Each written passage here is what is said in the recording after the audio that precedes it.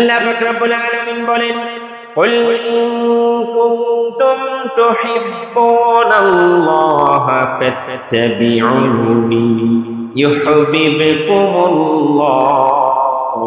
আমার আল্লাহ বলেন, হে আমার রাসূল, ও আমার প্রিয় রাসূল, আপনি আপনার উম্মতদেরকে বলে দেন, আপনার উম্মত যদি, আমার বান্দা বান্দি যদি আমি আল্লাহকে পেতে চাই, যেন অবশ্যই আল্লাহ পাক রব্বুল আলামিন বলেন, যেন অবশ্যই আপনি নবীকে অনুসরণ করেন। সুবহানাল্লাহ। দূর থেকে নবীকে শুধু ভালোবাসার কথা আল্লাহ বলে নাই, আমরা যে বাউতাবাজির ভালোবাসবো আল্লাহ সব ঠিকই জানেন। সেই জন্য আল্লাহ বলে, বান্দা ও আমার বান্দি, আমার নবীকে শুধু ভালোবাসলে চলবে না, আমার নবীর যে সিরত আছে সব কিছু তোমাদেরকে মানতে হবে। এই জন্যে আল্লাহর রাসূলের আদর্শ অবশ্যই আমাদেরকে মানতে হবে। নবীজি যা কিছু দিয়ে গেছেন সব কিছু আমাদেরকে মানতে হবে। এটা মানা আমাদের উপর ফরজে আইন। নবীজির সকল আদেশ নিষেধ মানা আমাদের জন্য কি? ফরজে আইন। কথা বলেন কি? ফরজে আইন, ফরজ।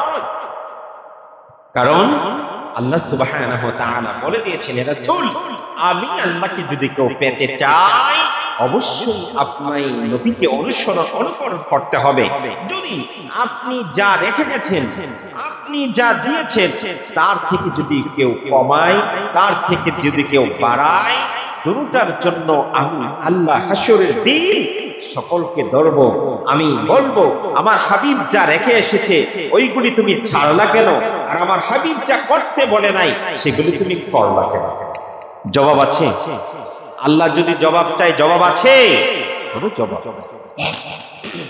এই জন্য আমরা বাড়াবাড়িও করব না, ছাড়াছাড়িও করব না। কারণ আল্লাহ পাক রব্বুল আলামিন বিদায় হজের দিন বলে দিয়েছেন, ইন্নী আকমালতু লাকুম দীনাকুম ওয়া আতমামতু আলাইকুম নি'মাতি রাদিতু লাকুমুল ইসলাম দীনা। আল্লাহ পাক রব্বুল আলামিন বলেন, ও আমার রাসূল, আমি আপনাকে যেই দিন দিয়েছিলাম সেই দিনকে আজকে পরিপূর্ণ করে দিলাম। এই দিনের মধ্যে কেউ কোনো কিছু প্রবেশ করাইতে পারবে না। এই দিনের মধ্যে থেকে কেউ কোনো কিছু বাদও দিতে পারবে না। কেউ কোনো কিছু কি করতে পারবে না। এখানে আমি যেই দিনকে আমি পরিপূর্ণ করে দিয়েছি, সেই দিনের মধ্যে কেউ কোনো কিছু ঢুকাইতেও পারবে না, কেউ কোনো কিছু কি করতে পারবে না, বাদও দিতে পারবে না। এই জন্যে ইসলাম একটা পরিপূর্ণ পূর্ণাঙ্গ জীবন বিধান, পূর্ণাঙ্গ ধর্ম। এখানে আপনি কোনো কিছু ঢুকাইতেও পারবেন না, কোনো কিছু বাদও দিতে পারবেন না। আল্লাহ পাক রব্বুল আলামিন আমাদেরকে বলে দিয়েছেন, আমার নবীকে অনুসরণ করতে হবে।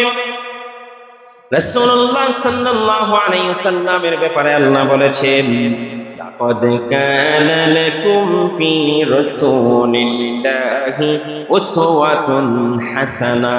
ও রাসূল, ও দুনিয়ার মানুষ, আমার নবীজির মধ্যে তোমাদের জন্য আদর্শ রেখেছি, উত্তম সুন্দর আদর্শ আমি আমার নবীজির মধ্যে তোমাদের জন্য দিয়ে দিলাম। তোমরা কোনো বাবার আদর্শ মানার প্রয়োজন নাই, কারো দাদার আদর্শ মানার প্রয়োজন নাই।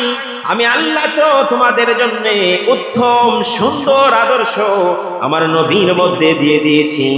আমার নবীজি যা কিছু রেখে এসেছেন, যা কিছু আদেশ করেছেন, যা কিছু নিষেধ করেছেন, এইগুলি যদি তুমি মানতে পারো, আমি আল্লাহর কাছে সব চাইতে প্রিয় হয়ে যাবে। সুবহানাল্লাহ। রাসূলুল্লাহ সাল্লাল্লাহু আলাইহি ওয়াসাল্লামের দুইটা দিক, একটা হলো সুরত, আরেকটা হলো সিরত। সুরত হলো আলোচনা করা যায়, সিরত হলো অবশ্যই পালনীয়।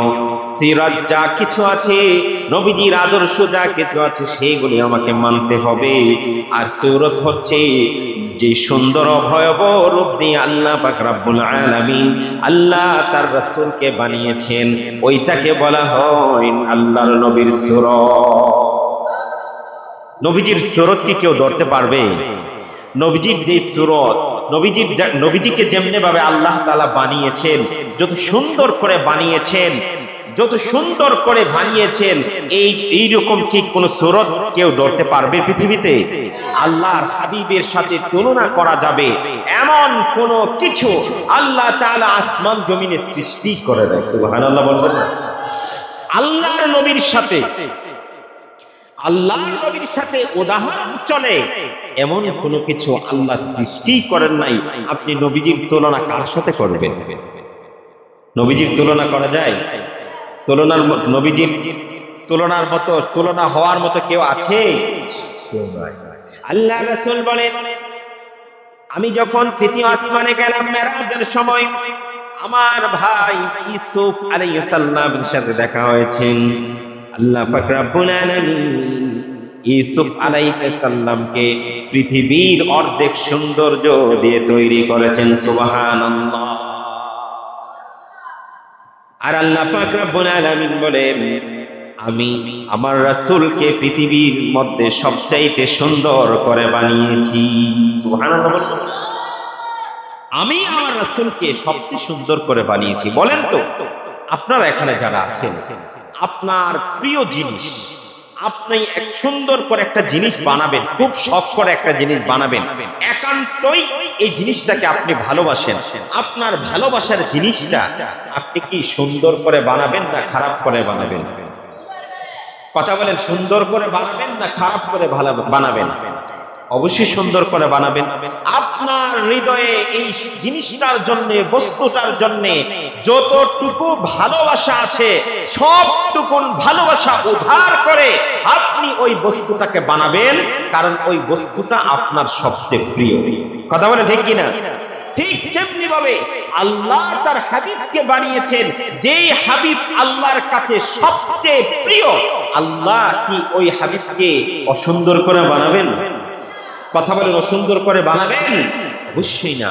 আল্লাহর প্রিয় হাবিবকে আল্লাহ তাআলা পৃথিবীর সবচাইতে বেশি সুন্দর করে আল্লাহ তার হাবিবকে বানিয়েছেন। সুবহানাল্লাহ। রাসূলুল্লাহ সাল্লাল্লাহু আলাইহি ওয়াসাল্লাম একদম লম্বাও ছিলেন না, আবার একদম খাটোও ছিলেন না। কথাগুলো মনোযোগ দিয়ে শুনবেন। আল্লাহর নবী কি একদম লম্বাও ছিলেন না, আবার একদম খাটোও ছিলেন না। এমন লম্বাও ছিলেন না যেই লম্বা দেখলে মানুষ হাসাহাসি করবে, আবার এমন খাটোও ছিলেন না যেই খাটো দেখলে মানুষ হাসাহাসি করবে। মধ্যম আকৃতিতে ছিলেন। আল্লাহর নবী যখন সাহাবীদের সাথে একত্রিত হতেন, সাহাবীরা যখন আল্লাহর রাসূলকে ঘিরে ধরত, তখন দেখা যেত সকলের উপর দিয়ে যার মাথা দেখা যায় সেটা হলো আমার নবী সাল্লাল্লাহু আলাইহি সাল্লামের মাথা মুবারক। সুবহানাল্লাহ। সেটা কি? কথা বলেন, সেটা কি? আমার নবীজি মাথা মুবারক দেখা যায়। সুবহানাল্লাহ বলবেন না? এমনি দেখা যায়। অনেকেই বলতো যে ওমর রাদিয়াল্লাহু তাআলা আনহু লম্বা, আর রাসূল সাল্লাল্লাহু আলাইহি সাল্লাম যখন ওমর রাদিয়াল্লাহু তাআলা আনহুর কাছে সাথে দাঁড়াতেন, তখন দেখা যেত আমার আল্লাহর রাসূল লম্বা। সুবহানাল্লাহ। এটা আল্লাহর নবীর মুজিজা। এটা কি? আল্লাহর নবীর মুজিজা। কথা বলেন, আল্লাহর নবীর মুজিজা। নবীদের মুজিজা হয়, নবীদের আশ্চর্যজনক ঘটনাকে কি বলে? মুজিজা বলে। কি বলে? কথা বলেন, মুজিজা বলে। কি বলে? মুজিজা বলে। আর ওলিদের পক্ষ থেকে আশ্চর্যজনিত যে ঘটনাগুলি প্রকাশ পায় সেগুলিকে কারামাত বলে। সেগুলিকে কি বলা হয়? কারামাত বলে। এজন্য আল্লাহ রাসূল সম্পর্কে আমরা কয়েকটা কথা শুনি যে ওনার নবীজির গঠন প্রকৃতি কেমন ছিল। নবীজি খাটো ছিলেন না, লম্বাও ছিলেন না, আবার নবীজি চুনার মতো সাদাও ছিলেন না, আবার একদম লালও ছিলেন না। নবীজি ছিলেন একদম মধ্যম আকৃতি। সুবহানাল্লাহ বলবেন না? নবীজি কেমন ছিলেন? মধ্যম আকৃতির লাল সুন্দর ছিলেন, এমন সুন্দর ছিলেন যেই সুন্দর যে কোনো মানুষ দেখলে তাকিয়ে থাকে। সুবহানাল্লাহ। এমন সুন্দর ছিলেন যেই সুন্দর দেখলে মানুষ কি তাকিয়ে থাকে। দেখবেন আমাদের সামনে কিছু কিছু মানুষ পড়ে যাদের দিকে শুধু তাকাতেই মনে চায়। ছোট ছোট বাচ্চারা দেখবেন একদম কিউট হয়, সুন্দর হয়, এই বাচ্চাগুলিকে দেখলেই মনে হয় একটু আদর করি। সুবহানাল্লাহ বলবেন না? এমন বাচ্চা আছে না? এমন বাচ্চা সামনে পড়ে না যে তার একটু তার স্বাস্থ্যটা একটু সুন্দর, চেহারাটা সুন্দর, মায়াবী চেহারা, তার চাহনি সুন্দর, আপনি যখন তাকে দেখেন মনে চায় একটু কাছে এনে আদর করি, মনে চায় একটু কাছে এনে কি করি, আদর করি। ঠিক আমার নবী এমন ছিলেন। সুবহানাল্লাহ বলবেন না? হালিমাতুস সাদিয়া রাদিয়াল্লাহু তাআলা আনহা তৎকালীন সময়ে আরবে যারা জন্মগ্রহণ করত তাদেরকে সুন্দর ভাষা শিক্ষার জন্য তাদেরকে তায়েফ পাঠানো হতো। ওই সময় আরবের বাচ্চাদেরকে তায়েফ থেকে বিভিন্ন আশপাশ এলাকা থেকে মহিলারা এসে বাচ্চাদেরকে নিয়ে যেত। তারা 2 বছর 2.5 বছর বাচ্চা লালন পালন করত, বিনিময়ে কিছু টাকা পয়সা পাইত। আল্লাহর নবী দুনিয়াতে আসলেন, আল্লাহর নবী দুনিয়াতে আসলেন। হালিমাতুস সাদিয়া রাদিয়াল্লাহু তাআলা আনহা বলেন, আমি গরিব মানুষ, আমার একটা অসুস্থ উটনি ছিল, আমি অসুস্থ ছিলাম। অসুস্থ উটনিটা নিয়ে আমি যখন মক্কা নগরীতে আসলাম, সকলেই আমার আগে চলে আসলো। চলে এসে সবাই ধনী ব্যক্তিদের বাচ্চাকে নিয়ে গেল, মোটা অঙ্কের টাকার বিনিময়ে বাচ্চাগুলিকে নিয়ে গেল। আমি অসুস্থ মানুষ, আমি রোগী মানুষ, আমাকে দেখে আমি গরিব মানুষ, তাই আমার কাছে কোনো বাচ্চা দিতে চাই না। আমি যখন নবী মুহাম্মদুর রাসূলুল্লাহ সাল্লাল্লাহু আলাইহি ওয়াসাল্লামের ঘরের সামনে দিয়ে, বাড়ির সামনে দিয়ে যাইতেছি, এমন সবাই নবীজির দাদা আব্দুল মুত্তালিব ডেকে ডেকে বলেন, এই মহিলা, তুমি এদিকে আসো, আমার একটা নাতি আছে এখানে, এই বাড়িতে আমার একটা নাতি আছে, টাকা পয়সা আমি বেশি দিতে পারবো না, আমরা অর্থ সম্পদের দিক দিয়ে আমরা অর্থ সম্পদের কমতি আছে, এই জন্য টাকা পয়সা বেশি দিতে পারবো না। তুমি যদি মায়া হয়, দয়া হয়, আমার নাতিটাকে তুমি নিয়ে যেতে পারো। হালিমাতুস সাদিয়া রাদিয়াল্লাহু তাআলা আনহা হালিমাতুস সাদিয়া রাদিয়াল্লাহু তাআলা আনহা বলেন, আমি চিন্তা করলাম, আমি তো এমনি কোনো বাচ্চা পাই নাই, আমাকে কেউ বাচ্চা দেয় নাই, আমি অসুস্থ বলে আমাকে কেউ বাচ্চা দেয় নাই। এই কথা বলতেছো কেন?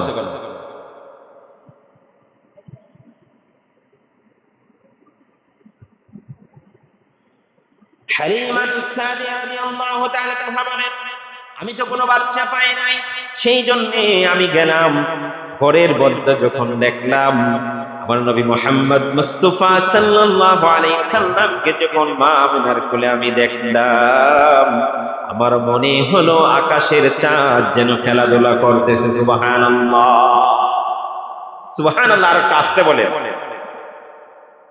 সুবহানাল্লাহ বললে লস আছে? সুবহানাল্লাহ বলে লস আছে? সবাই বলে সুবহানাল্লাহ। হালিমাতুস সাদিয়া রাদিয়াল্লাহু তাআলা আনহা বলেন, আমি যখন বাচ্চাটাকে কোলে নিলাম, আমি অনুভব করলাম বাচ্চাকে কোলে নেওয়ার সাথে সাথে আমি যেন সুস্থ হয়ে গেলাম। সুবহানাল্লাহ, সুবহানাল্লাহ, সুবহানাল্লাহ। এটা আমার নবীর বরকত, এটা আমার শিশু নবীর বরকত। হালিমাতুস সাদিয়া রাদিয়াল্লাহু তাআলা আনহা বলেন, আমি যখন তাকে কোলে নিলাম, মনে হলো আমি একদম পরিপূর্ণ সুস্থ হয়ে গেলাম। আমি বললাম টাকা পয়সার কোনো প্রয়োজন নাই। আমি যখন নবী মুহাম্মদ সাল্লাল্লাহু আলাইহি ওয়াসাল্লামকে যখন কোলে নিয়ে আমার উটনিতে বসলাম, রে দুনিয়ার মানুষ, আমার উটনিটা যেন সবচাইতে তরতাজা হয়ে গেল। আমি মদিনা থেকে, আমি মক্কা থেকে তাইফের দিকে সকলের পিছনে রওনা দিলাম, কিন্তু আমি তাইফ গিয়ে সকলের আগে পৌঁছে গেলাম। সুবহানাল্লাহ। আমি যখন বাড়ি গেলাম, আশ্চর্যজনক ঘটনা হলো, আমি যখন বাড়ি গেলাম, বাড়ি গিয়ে দেখলাম যে বকরিগুলো, যে দুম্বাগুলো দুধ দিত না, ওই বকরিগুলো দুধের জন্য প্রস্তুত হয়ে আছে। সুবহানাল্লাহ। কি বরকত আমার নবীজি, সুবহানাল্লাহ বলবেন না? কি পরিমাণ, কি বরকত! কোলে নিল, হালিমাতুস সাদিয়া সুস্থ হয়ে গেল, উটনিতে উঠলো, উটনি তরতাজা হয়ে গেল।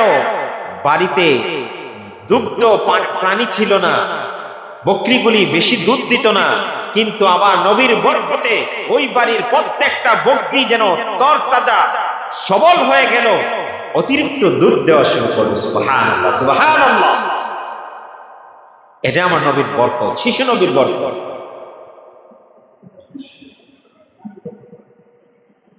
জমজম কূপের পানি বন্ধ হয়ে গেছে, জমজম কূপের পানি বন্ধ হয়ে গেছে। আব্দুল মুত্তালিব নবীজিকে এমনি ভাবে ধরলো আর বলল, আল্লাহ তুমি জানো এই শিশুর বরকত কত, তুমি অবশ্যই জানো। আল্লাহ গো, এই মক্কাবাসী জমজম কূপের পানি বন্ধ হয়ে যাওয়ার কারণে অনেক কষ্টে আছে, এই বাচ্চার বরকতে দোয়া করি তুমি জমজম কূপের পানি ফিরাইয়া দাও। আল্লাহর রাসূলের দাদা আব্দুল মুত্তালিব নবীজিকে এমনি ভাবে ধরে দোয়া করতে দেরি হয়েছে, জমজম কূপের মধ্যে পানি প্রবাহিত শুরু হয়ে গেছে। সুবহানাল্লাহ। এই আমার নবীর বরকত, এটাই আমার নবীর বরকত। সুবহানাল্লাহ বলবেন না? কি নবী পাইলাম আমরা, কি নবীর উম্মত হইলাম আমরা। পূর্ববর্তী দুইজন নবী আল্লাহর কাছে দোয়া করেছিল, আল্লাহ আমাকে আখিরি নবীর উম্মত বানাও। মুসা আলাইহিস সালাম, ঈসা আলাইহিস সালাম, আল্লাহ তাআলা ঈসা আলাইহিস সালামের দোয়া কবুল করলেন। আবার ঈসা আলাইহিস সালামকে আসমানে উঠিয়ে নিলেন, তিনি পৃথিবীতে আবার আসবেন, কিন্তু নবী হিসেবে নয়, আমার নবীর উম্মত হিসেবে, আমার নবীর উম্মত। বলতেছিলাম নবীজির কি বরকত। কোলে নিলাম, সুস্থ হয়ে গেল, বাড়িতে গেল, দুধের জন্য আল্লাহ তাআলা পানি প্রস্তুত করে দিলেন। হালিমাতুস সাদিয়া রাদিয়াল্লাহু তাআলা আনহা বলেন, আমি দেখতাম শিশু নবী মুহাম্মদ সাল্লাল্লাহু আলাইহি সাল্লাম যখন কোন দুনিয়ার হালতে প্রাকৃতিক কোন জিনিসের যদি প্রয়োজন হইতো, প্রকৃতির ডাকে যখন উনি প্রকৃতির সারার জন্য যখন যেতেন, তখন দেখতাম আল্লাহ পাক রব্বুল আলামিন কেমন জানে নবীজিকে খেজুর গাছের মাধ্যমে একটা আড়াল করে দিতেন। সুবহানাল্লাহ। নবীজির ইজ্জত কেউ দেখে নাই, সুবহানাল্লাহ বলবেন না? নবীজির ইজ্জত কেউ দেখে নাই। নবীজি তো দুনিয়াতে খতনা অবস্থায় এসেছেন, সুবহানাল্লাহ বলবেন না? নবীজি দুনিয়াতে নাভি কাটা অবস্থায় আসছেন, নাভি কাটা। দুনিয়াতে যখন সাধারণ বাচ্চা যখন জন্মগ্রহণ করে, তখন দুনিয়াতে আসলে ব্লেড দিয়ে যারা থাকে নাভিটাকে কাটতে হয়, কাটতে হয় না? নাভিটাকে কাটতে হয়। পুরুষদেরকে দুনিয়াতে সুন্নতে খতনা করানো হয়। আমার নবীর ইজ্জত কারোর সামনে প্রকাশ পাবে, সেই জন্য আল্লাহ তার হাবিবকে খতনা অবস্থায় পৃথিবীতে পাঠিয়েছেন। সুবহানাল্লাহ। আল্লাহ তার হাবিবকে নাভি কাটা অবস্থায় পৃথিবীতে পাঠিয়েছেন। সুবহানাল্লাহ। এটা কি আমরা, এই সুরত কি আমরা দ্বারা সম্ভব? কথা বলেন, দুনিয়ার কোন মানুষের পক্ষে এই কাজ সম্ভব? তাইলে কি মিলাদুন নবী অর্থ হচ্ছে মাউলুদুন নবী, নবীজির জন্ম নিয়ে আলোচনা করা। সুবহানাল্লাহ। জন্ম বৃত্তান্ত নিয়ে আলোচনা করা। আল্লাহ আদম আলাইহিস সালাম থেকে শুরু করে নবী ঈসা আলাইহিস সালাম পর্যন্ত যতজন নবী এসেছে, প্রত্যেক নবীর কাছে একটা সংবাদ পৌঁছে দিয়েছেন যে আমার একজন নবী আসবে। সুবহানাল্লাহর সাথে আপনার কোন ঝগড়া হয়েছে? সুবহানাল্লাহর সাথে কোনো ঝগড়া হয়েছে? তো সুবহানাল্লাহ বলতে সমস্যা। সুবহানাল্লাহ অর্থ কি জানি? সুবহানাল্লাহর অর্থ কি বলুন তো? কেউ জানেন? সুবহানাল্লাহর অর্থ কি জানেন? আল্লাহ পুত পবিত্র। সুবহানাল্লাহ শব্দের অর্থ কি? আল্লাহ পুত পবিত্র, আল্লাহ সবচেয়ে পবিত্র। আল্লাহ পবিত্র না অপবিত্র? আল্লাহ পবিত্র না? অপবিত্র ভাবা যায়? যদি কেউ ভাবে ঈমান থাকবে, তাইলে সুবহানাল্লাহ বলতে আমার কোনো সমস্যা আছে? সুবহানাল্লাহ বললে আল্লাহ তাআলা আপনার জন্য জান্নাতে একটা ছায়াদার ফল গাছের ব্যবস্থা করবে, তাও কেউ অনেকে সুবহানাল্লাহ বলছে, তাও অনেকে সুবহানাল্লাহ বলে নাই। যদি বলা হয়তো ইমাম পাড়াতে একটা 5 তলা বাড়ি দিবে, লাভ দিতেন না? লাভ দিতেন না? ইমাম পাড়াতে, কসবাতে, মেইন শহরে আপনাকে একটা 5 তলা বাড়ি দিতে হলে, বাড়ি দিবে, আপনি কি করবেন বলেন? আপনি কি জায়গা থাকবেন? হয়তো অতি খুশিতে বেহুশ হয়ে যাবেন, আর নয়তো দৌড়াবেন আর মানুষকে বলবেন আমি ইমাম পাড়াতে বা কসবাতে একটা বাড়ি পাইছি, ঠিক না? তাইলে আল্লাহ তাআলা আবু হুরায়রা রাদিয়াল্লাহু তাআলা আনহু, আবু হুরায়রা রাদিয়াল্লাহু তাআলা আনহু একদিন গাছ লাগাচ্ছেন। নবীজি বলেছেন গাছ লাগানটা সদকায়ে জারিয়া, ওই গাছ থেকে, ফল গাছ থেকে যত মানুষ ফল খাবে আপনার সওয়াব হবে। এজন্য যদি কোনো মানুষ আপনার ফলদার গাছ থেকে একটা ফল চাই, দিয়ে না দিয়া সব বাড়িতে জমায় রেখে পচায়েন, মানুষকে দিয়ে খাবেন, আপনার গাছ থেকে পশু পাখি ফল খাবে, এটা আপনার জন্য সওয়াব হবে, সদকায়ে জারিয়া হবে। আবু হুরায়রা রাদিয়াল্লাহু তাআলা আনহু গাছ লাগাচ্ছেন। আবু হুরায়রা রাদিয়াল্লাহু তাআলা আনহুকে নবীজি বললেন, ও আবু হুরায়রা, তুমি দুনিয়াতে সদকায়ে জারিয়ার কাজ করতেছো, ভালো করতেছো, আমি কি তোমাকে আরেকটা সুসংবাদ দিব, যেই কাজটা করলে তুমি জান্নাতের মধ্যে ফল গাছের সওয়াব পাবে, ফল গাছ তোমার জন্য রেডি থাকবে। আল্লাহর নবীর সাহাবী আবু হুরায়রা রাদিয়াল্লাহু তাআলা আনহু বললেন, ইয়া রাসূলুল্লাহ, ইয়া হাবিবাল্লাহ, নবী গো, অবশ্যই আমাকে ওই আমলটার কথা বলেন। আল্লাহর নবী বললেন, আবু হুরায়রা, তুমি যখন সুবহানাল্লাহ একবার বলো, আল্লাহ তোমার জন্য জান্নাতে ছায়াদার ফলদার গাছের ব্যবস্থা করবে। হাঁটতেছেন সুবহানাল্লাহ, ঘুম আসছে না সুবহানাল্লাহ পড়েন, কাজ করতেছেন, কাজ তো হাতে করতেছেন, জবান ফ্রি আছে, জবানে সুবহানাল্লাহ সুবহানাল্লাহ পড়েন, অন্তরের মধ্যে সুবহানাল্লাহর তাসবিহ ফিট করে নেন। আল্লাহ পাক রব্বুল আলামিনের পবিত্র জুদা ঘোষণা করেন, আল্লাহ রিজিকের অভাব দূর করে দিবে। সুবহানাল্লাহ তাফসীর করতে গিয়ে তাফসীরকার সুন্দর একটি ঘটনা এনেছেন। নবী ইউসুফ আলাইহিস সালামকে যখন মিশরের খাদ্য মন্ত্রীর দায়িত্ব দেওয়া হলো, ওই সময় একটা যুবক মাসে 2 বার খাবার উত্তোলন করে। নবী ইউসুফ আলাইহিস সালাম মন্ত্রণালয় থেকে আদেশ করেছেন প্রত্যেক নাগরিক মাসে 1 বার খাবার উত্তোলন করবে, কিন্তু ওই যুবক 2 বার খাবার উত্তোলন করেন। আল্লাহর নবী ইউসুফ আলাইহিস সালামের কাছে নালিশ চলে আসলেন, বললেন, আপনার মন্ত্রণালয় থেকে বলা হলো প্রত্যেক মাসে যখন যেমন একজন যুবক, একজন মানুষ 1 বার খাবার উত্তোলন করবে, কিন্তু এক যুবক আছে প্রত্যেক মাসে 2 বার খাবার উত্তোলন করে। যুবককে গ্রেফতার করা হলো, তাকে ডাকানো হলো, তাকে নিয়ে যাওয়া হলো ইউসুফ আলাইহিস সালামের দরবারে। ইউসুফ আলাইহিস সালাম জিজ্ঞেস করলেন, এই যুবক, আমি তো আমার মন্ত্রণালয় থেকে আদেশ করেছি প্রত্যেক নাগরিক মাসে 1 বার খাবার উত্তোলন করবে, তুমি কেন প্রত্যেক মাসে 2 বার খাবার উত্তোলন করো? ওই যুবক বললেন, ইউসুফ আলাইহিস সালামকে ডেকে বললেন, আমি আমার 1 বার খাবার উত্তোলন করি, এটা আমার নাগরিক অধিকার, আমি নাগরিক হিসেবে পাওনা, এই জন্য আমি 1 বার খাবার উত্তোলন করি। আরেকবার খাবার উত্তোলন করি। আপনি যে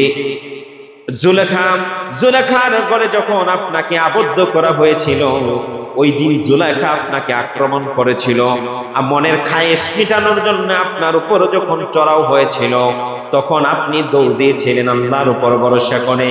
আল্লাহ পাক রব্বুল আলামিন ওই ঘরের প্রত্যেকটা দরজার নক করা ছিল, সব লকগুলি আল্লাহ খুলে দিলেন।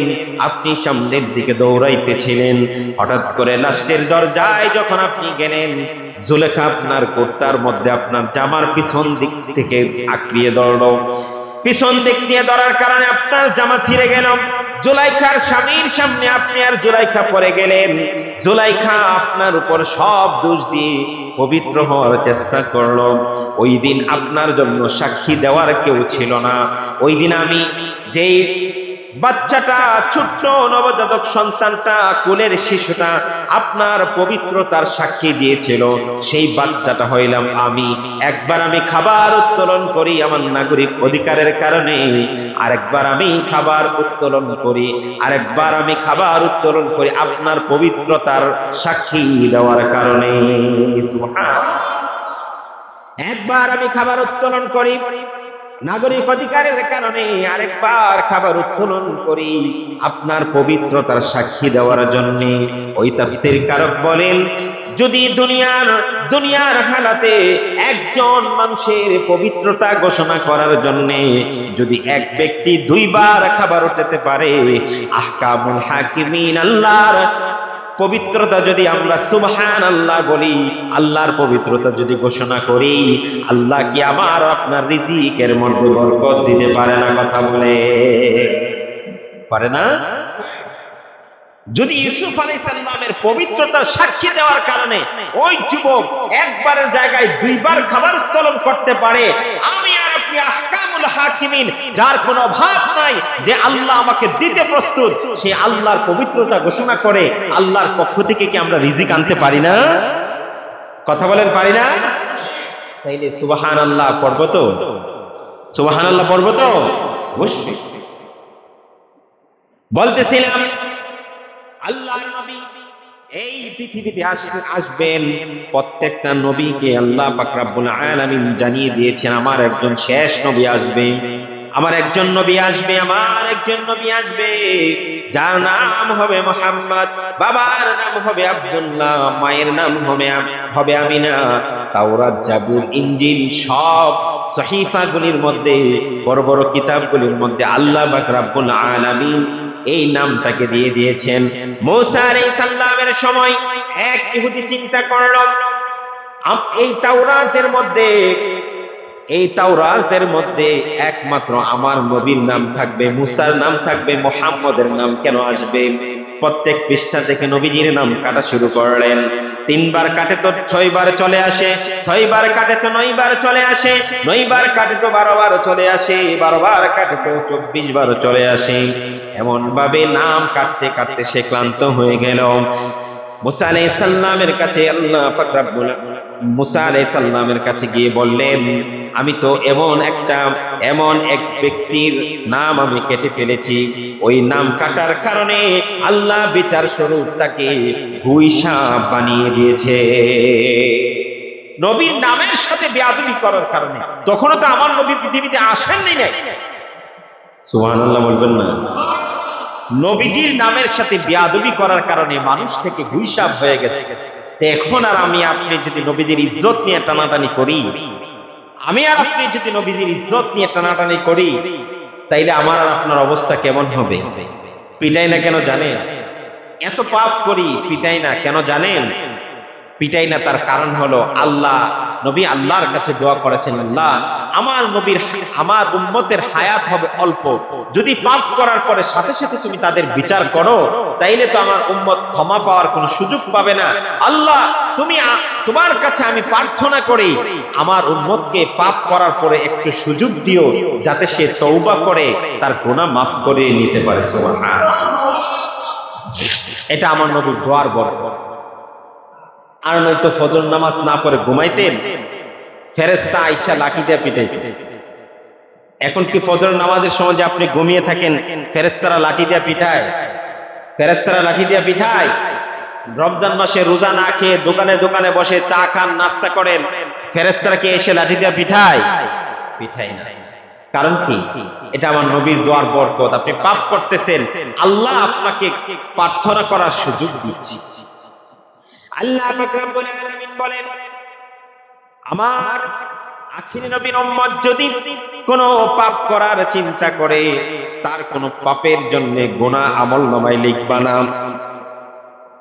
যদি সে পাপ করে ফেলে তাও লিখবা না। জোহর পর্যন্ত অপেক্ষা করো, জোহরে যদি ক্ষমা চাই আমি আল্লাহ মাফ করে দিব। জোহরে ক্ষমা চাইল না, আসর পর্যন্ত অপেক্ষা করো। আসরে চাইল না, মাগরিব পর্যন্ত অপেক্ষা করো। মাগরিবেও চাইল না, এশা পর্যন্ত অপেক্ষা করো। এশাতেও চাইল না, ঘুমানো পর্যন্ত অপেক্ষা করো। যদি ঘুমের আগেও আমি আল্লাহর কাছে তাওবা করে, আমি আল্লাহ ক্ষমা করে দিব। সুবহানাল্লাহ, সুবহানাল্লাহ। আল্লাহ কত মহান। আমি গুনাহ করেছি, গুনাহ লেখা হয় না, আল্লাহ সুযোগ দিয়েছেন আমাকে তাওবা করা। জোহর নামাজ পড়ে বলবো, আল্লাহ আমি তো গুনাহ করে ফেলেছি, গুনাহটা তো আমি অন্যায় তোমার সাথে নাফরমানি করে করি নাই, আমি গুনাহটা ভুলবশত করে ফেলেছি, আমাকে মাফ করে দাও। আল্লাহ বলবে, বান্দা তুই আর আমার কাছে ক্ষমা চাইছো, আমি তোকে মাফ করে দিলাম। সুবহানাল্লাহ। জোহরে চাই না, আসর চাই না, এশা তো চাই না, ঘুমের আগে যদি বলি আল্লাহ জোহর নামাজও পড়তে পারে নাই, আসর নামাজও পড়তে পারে নাই, মাগরিবও পড়তে পারে নাই, এশাও পড়তে পারে নাই, শয়তানের ওয়াসওয়াসায় পড়ে নামাজগুলির কথা বলে গেছি, ও দয়ার মালিক দয়া করে মায়া করে আমাকে মাফ করে দাও, আমি আর নামাজ ছাড়বো না, আমি আর মিথ্যা কথা বলবো না, আমি অন্যের হক নষ্ট করব না।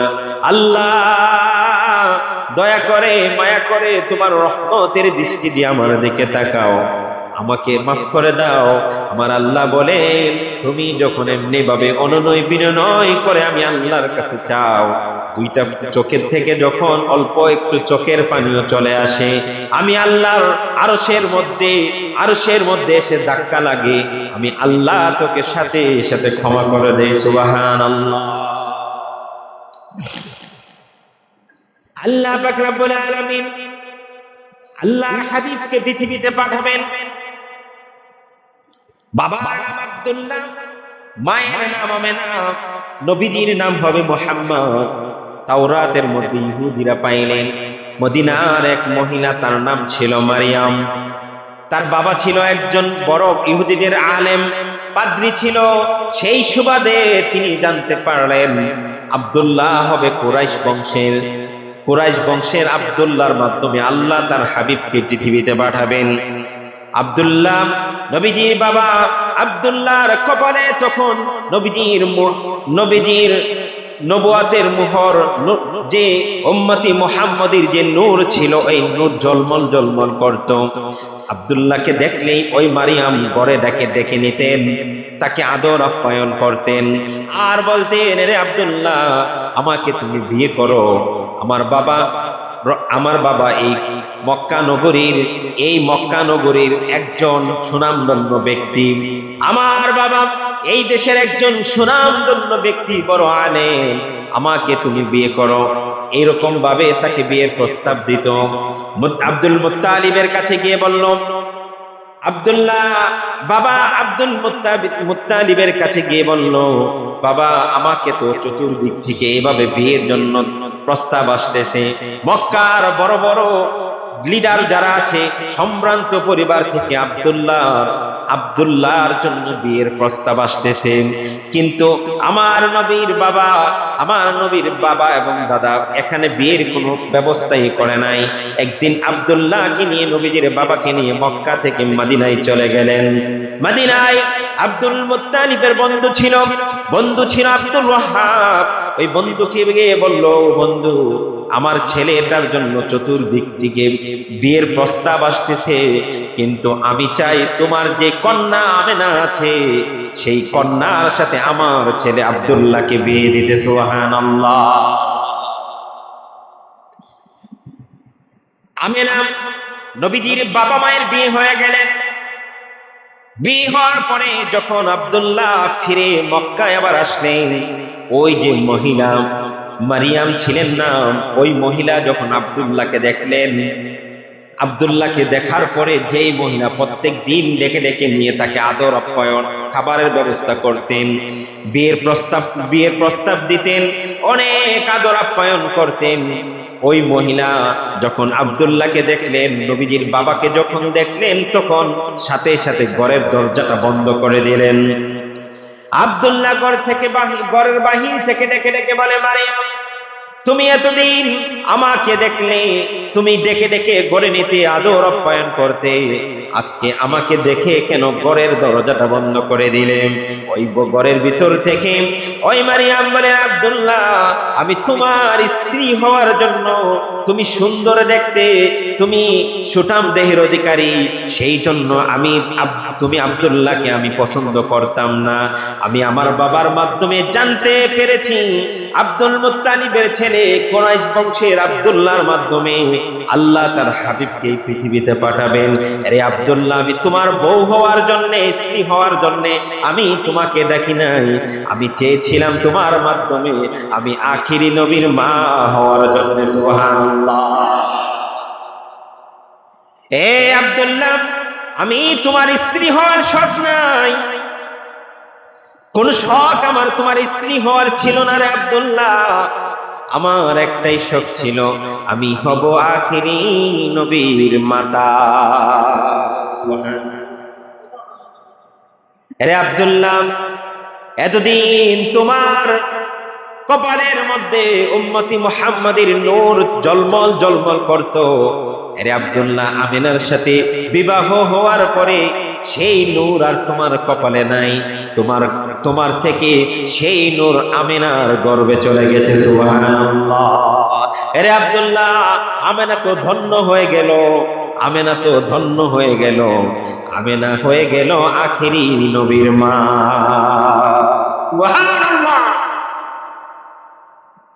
আমিনা বলেন, এ দুনিয়ার মানুষ, আমি যখন জমিনে হাঁটতাম আমার জন্য একটা ছায়ার ব্যবস্থা করা হতো, আমার জন্য ছায়ার ব্যবস্থা করা হতো। আমি যখন কুয়া থেকে পানি উঠাইতে যাইতাম, মানুষগুলি পুকুর থেকে যেমনি ভাবে পানি উঠিয়ে আনে, নদী থেকে মানুষগুলি পাত্র দিয়ে যেমনি পানি উঠিয়ে আনে, আমার আল্লাহ আমার জন্য কুয়ার নিচ থেকে ওই পানিটাকে উপরে উঠাইয়া দিতেন। সুবহানাল্লাহ। কি বরকত আমার নবী। সুবহানাল্লাহ বলবেন, কি বরকত এই নবী। আজকে আমরা আদর্শ মানি না, এই নবীর আদর্শ আজকে আমরা মানি না, এই নবীর কোন আদর্শ আমরা মানি না। না পড়ি নামাজ, না বলি সত্য কথা, না করি ভালো লেনদেন, না করি গুনার কাজ ছাড়ি। আচ্ছা, আমরা নবীকে এত মহাব্বত করি, এত ভালোবাসি না নবীকে? কথা বলেন, ভালোবাসি না? এই অন্তরে নবীজির ভালোবাসা আছে না নাই? আছে না নাই?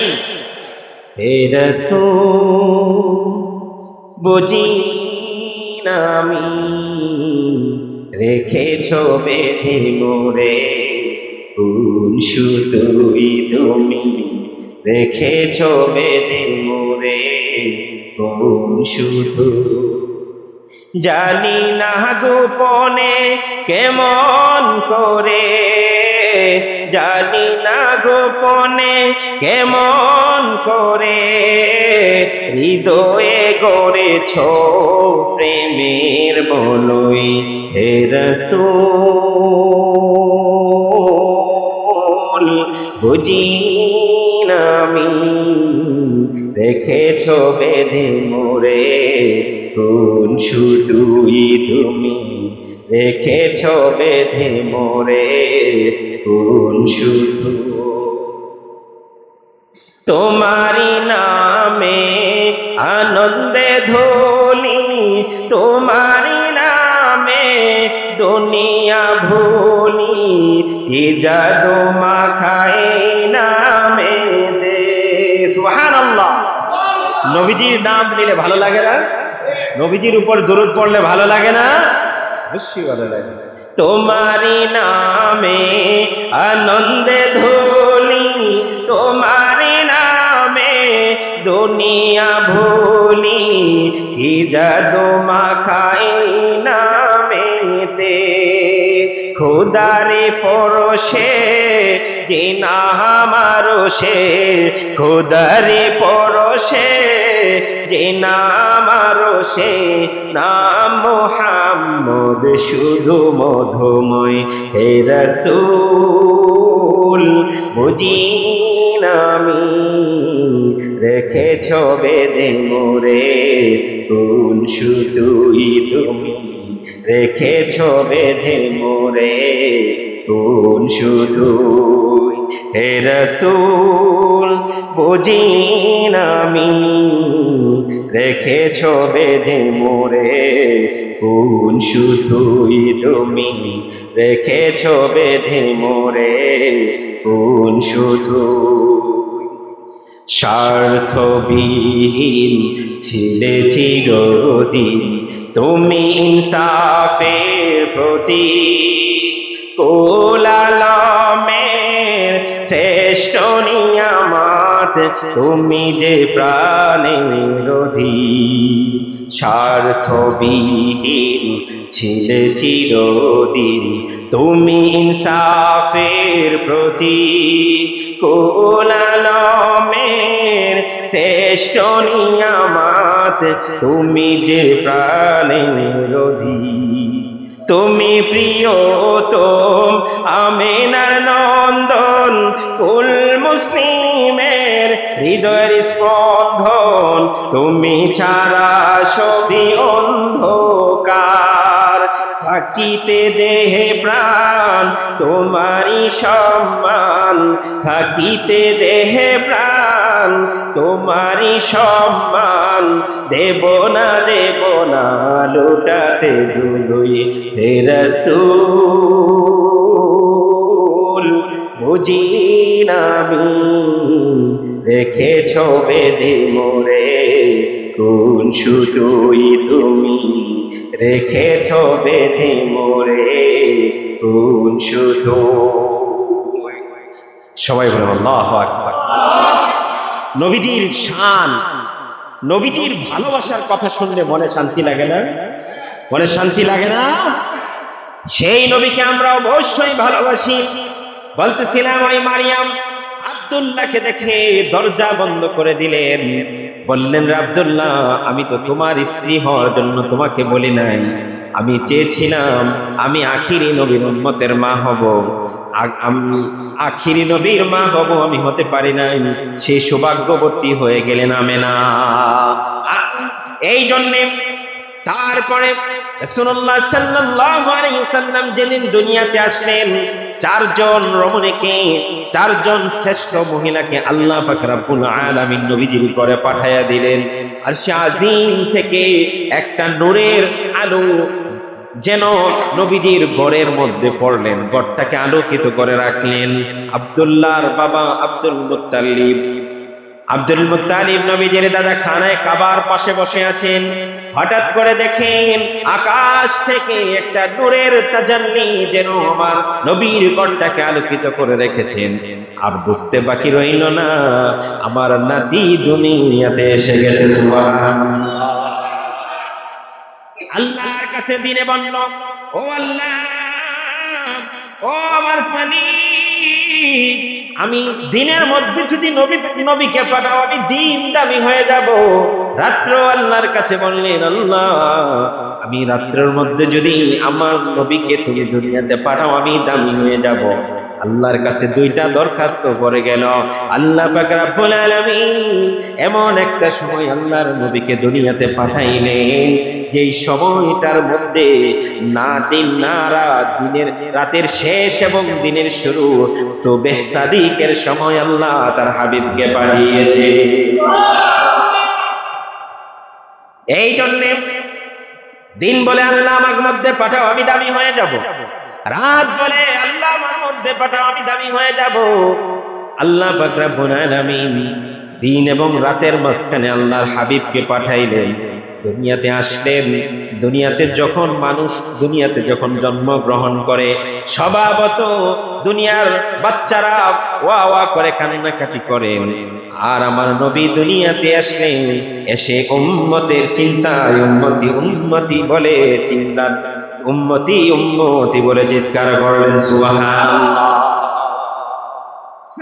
আল্লাহ পাক রব্বুল আলামিন তার হাবিবকে দুনিয়াতে পাঠাইলেন নবীজি ধীরে ধীরে বড় হতে লাগলেন নবীজি যখন তায়েফ থেকে মা আমেনা ওনার ঘরে চলে আসলেন একদিন বিকেল বেলা মা আমেনা শিশু নবী মুহাম্মদ সাল্লাল্লাহু আলাইহি ওয়াসাল্লামকে খুঁজে পাচ্ছেন না, দৌড়ে চলে গেলেন খেলার মাঠের কিনারে। গিয়ে দেখেন আমার নবী ওই খেলার মাঠের কিনারে দাঁড়িয়ে আছে। নবীজির মা আমেনা জড়ায় ধরলেন, বললেন বাবা তুমি কেন এখনো বাড়িতে যাও নাই? তুমি তো সন্ধ্যার সময় এখানে থাকার কথা না, বাড়িতে কেন যাও নাই? নবীজি বললেন মা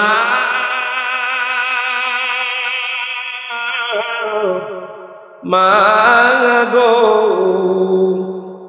পৃথিবীর সব বাচ্চা কাচ্চারা বাবার আদর স্নেহ ভালোবাসা পেতে চায়। মাগো ওই খেলার মাঠে যখন বাচ্চারা আসে প্রত্যেকটা বাবা তাকে এসে কোলে করে নিয়ে যান। মাগো আমার বাবা কই, আমার বাবার কোলে উঠতে আমার মনে চায়। মা আমেনার কলিজা ফেটে যাচ্ছে। দৌড়ে গিয়ে নবীজির দাদা আব্দুল মুত্তালিবকে বললেন বাবা আপনার নাতি তার বাবার কোলে উঠতে চায়। ও বাবা আমি তার বাবাকে কোথায় পাবো, কোথা থেকে তার বাবা এনে দিবে কোলে ওঠার জন্য? নবীজি বললেন, নবীজির মা যখন এই কথা বললেন আব্দুল মুত্তালিব বললেন আমেনা আর দেরি কইরো না, আমার নাতিকে নিয়ে যাও ওই মদিনার শহরে যেখানে আমার ছেলে আব্দুল্লাহর কবর আছে, ওই কবর দেখাতে তাকে নিয়ে যাও। পরের দিন উম্মে আইমানকে সাথে নিয়ে একটা ওটের মধ্যে তিনজন মদিনায় চলে গেলেন। আব্দুল্লাহর কবরের পাশে দাঁড়াইয়া নবীজি ডাক দিয়ে বলেন বাবা ও বাবা তুমি কেন ওখানে শুয়ে আছো? আসো গো বাবা আমি তোমার কোলে উঠবো। এমন ভাবে অনেকক্ষণ কান্নাকাটি করলেন।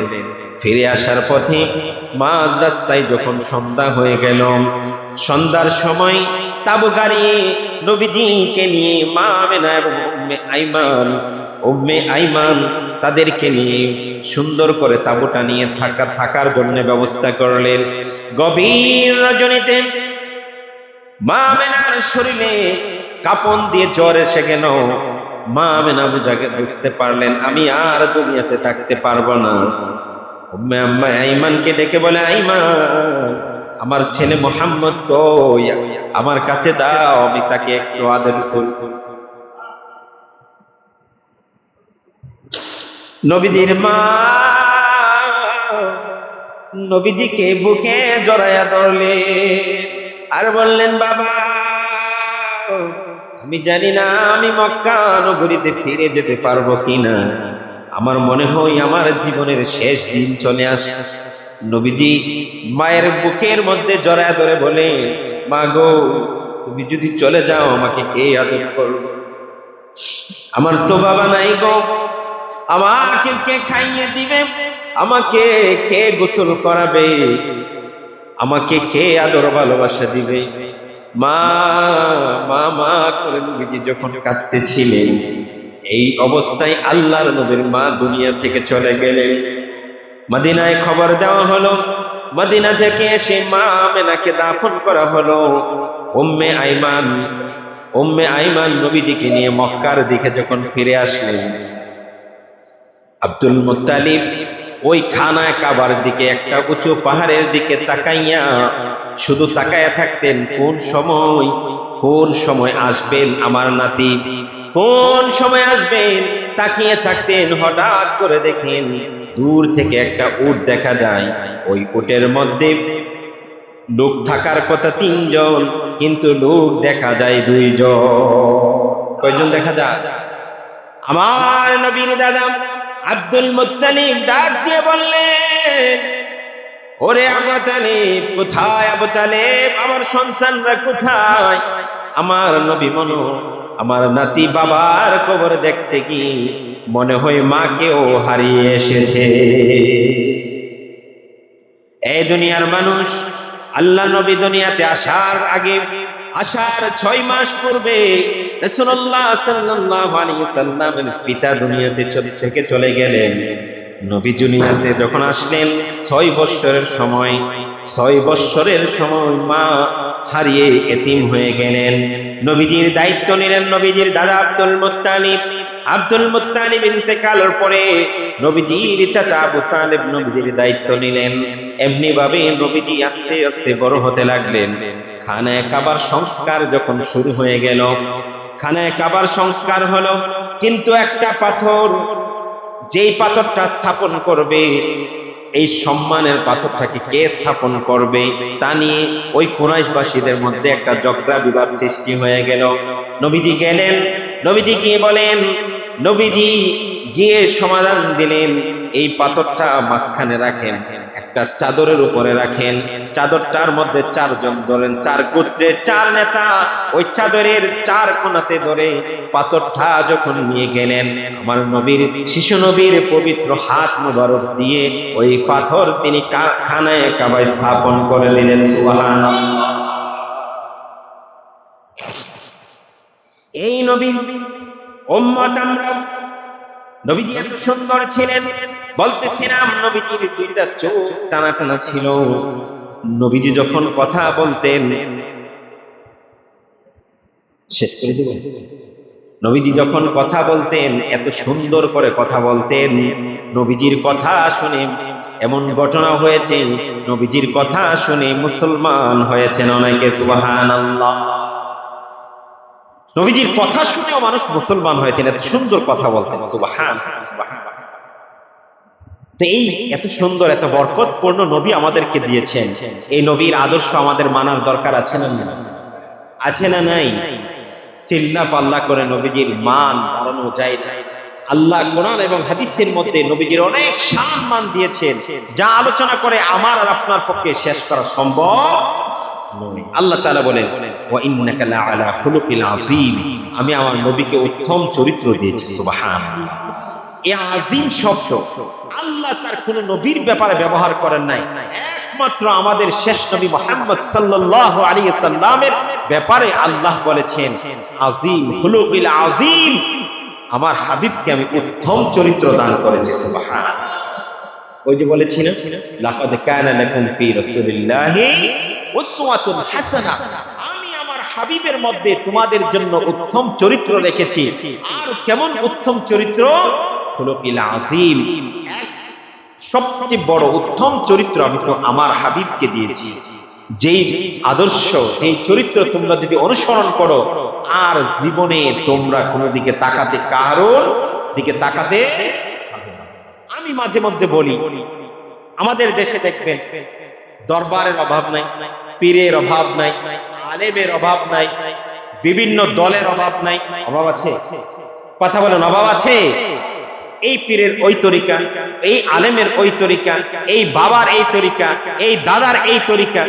আমি প্রশ্ন করি, এত দরবার, এত পথ, এত মত, এত আদর্শ, এতগুলি আদর্শের মাঝখানে আমার নবী যে আদর্শ রেখে গেছেন, সে আদর্শটা গেল কোথায়?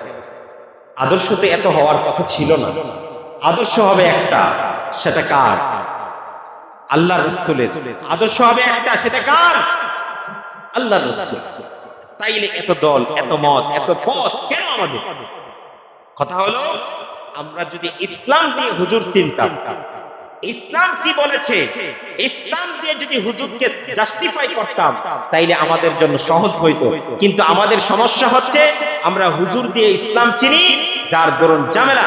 আমার পকেট বাড়ি করার জন্য, আমার দল বাড়ি করার জন্য, আমি মানুষকে যেমনে ভাবে বললে আমার দলে থাকবে, আমি মানুষকে কোরআন হাদিস দিয়ে সেমনি তেমনি বুঝায়, আরেকজন তার দল বাড়ি করার জন্য যেমনে বুঝাইলে তার দল বাড়ি হবে, তেমনি বুঝায়। প্রকৃতপক্ষে ইসলাম যদি আমি আর আপনি জানতাম, তাইলে কোন হুজুর, কোন পীর, কোন মাশায়েখ যারা আমাদেরকে ধোঁকা দিচ্ছে, সবাই না, আহলে হক আল্লাহওয়ালা পৃথিবীতে আছে না নাই? কথা বলেন, আছে না নাই? আল্লাহ নিজেই বলেছেন, আলা ইন্না আউলিয়া আল্লাহি লা খাউফুন আলাইহিম, যারা আল্লাহর ওলি হবে, ওলি শব্দের অর্থ হলো কাছের বন্ধু, যারা আমার প্রিয় হবে, আমার কাছের হবে, আমার ওলি হবে, তাদের কোনো ভয় থাকবে না। প্রকৃত আল্লাহর ওলি পৃথিবীতে আছে বিদায় এই জমিন এখনো টিকে আছেন। যারা ইসলামের নামে আমাকে তামাশা শিখায়, যারা ইসলামের নামে আমাকে রংডন শিখায়, যারা ইসলামের নামে আমাকে নাচ গান শিখায়, এরা কখনোই ইসলামের পক্ষের লোক হতে পারে। এজন্যে ইসলাম বুঝেন, কোরআন হাদিস এখন সহজ। নিজে কোরআন পড়েন, হাদিস পড়েন, ইসলাম নিজে বুঝার চেষ্টা করেন। আপনার কবরে আপনি যাবেন, আমার কবরে আমি যাব। আমার কবরে আপনি যাবেন না, আপনার কবরে আমি যাব না। আপনার জবাব আপনি দিবেন, আমার জবাব আমি দেব। কাহারুর জবাব কেউ দিবে না। মনে রাখবেন, আপনি আপনার ঈমান বাঁচানোর জন্য সবকিছু করতে হবে। দুনিয়ার ইনকাম করার জন্য যা কিছু করেন, দুনিয়ার ইনকাম করার জন্য, টাকার জন্য, পয়সার জন্য নিজে যা পরিশ্রম করেন তার চেয়ে দ্বিগুণ পরিশ্রম করতে হবে ঈমান রক্ষা করার জন্য। কারণ আপনি যদি শেষ মুহূর্তে এসেও ঈমান ছাড়া দুনিয়া থেকে বিদায় হন, আল্লাহ পাক রব্বুল আলামিনের জান্নাত আপনি কখনোই পাবেন না। কারণ বেঈমানকে আল্লাহ তাআলা জান্নাত দিবে না। আল্লাহ তাআলা আমাদের সকলকে নবীজির আদর্শে আদর্শিত হয়ে জীবন যাপন করার তৌফিক এনায়েত করুক। সবাই বলি আমিন। ওয়া আখির দাওয়ানা।